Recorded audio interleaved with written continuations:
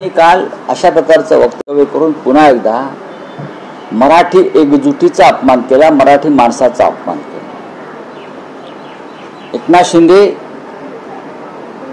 यांची शिवसेना हा जो गट आहे हा अमित शहांच्या मालकीचा गट आहे आणि शिंदेने ते वारंवार सिद्ध केलं आहे की आम्ही अमित शहांचे त्यांच्या गटानं असं अनेकदा स्पष्ट केलं आहे की आम्ही अमित शहांचे बुटचाटे आहोत।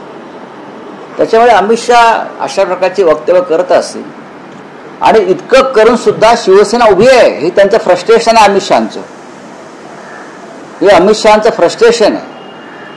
इतके प्रयत्न करून सुद्धा आणि तुम्ही महाराष्ट्रानं काय सिद्ध केलं, एकनाथ शिंदेने काय सिद्ध केलं,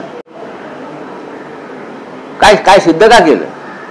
एकनाथ शिंदेची ओळख हे लिंबू मिरची उपमुख्यमंत्री बरं का, पूर्वी लिंबू टिंबू होते, दोन डेप्युटी सीएम आहेत, हे लिंबू मुख्यमंत्री आहेत आणि बहुतेक शहा सुद्धा त्यातलेच आहेत, हे सगळ्यांना माहिती आहे।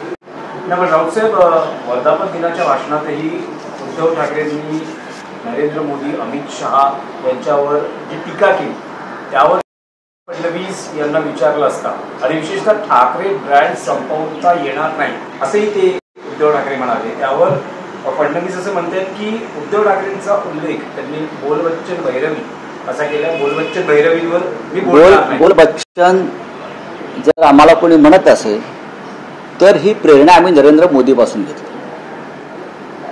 नरेंद्र मोदी हे जगातल्या समस्त बोलबच्चन महामंडळाचे अध्यक्ष आहेत।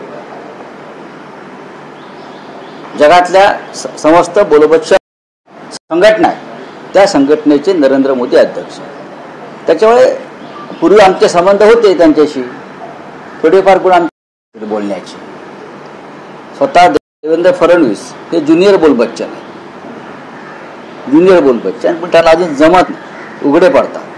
आणि आता नरेंद्र मोदी ही रोज उघडे पडायला लागलेले आहेत। लोक त्यांच्यावरती विश्वास ठेवायला तयार नाहीत। विशेषतः प्रेसिडेंट ट्रम्पनं काल 18व्या वेळा सांगितलं, 18व्या वेळा सांगितलं की भारत आणि पाकिस्तानमधलं युद्ध मी थांबवलं आणि नरेंद्र मोदी बोलबच्चन असले तरी त्यांची दातखिळी त्या विषयावरती अद्याप बसलेली आहे। केंद्रीय निवडणुकांनंतर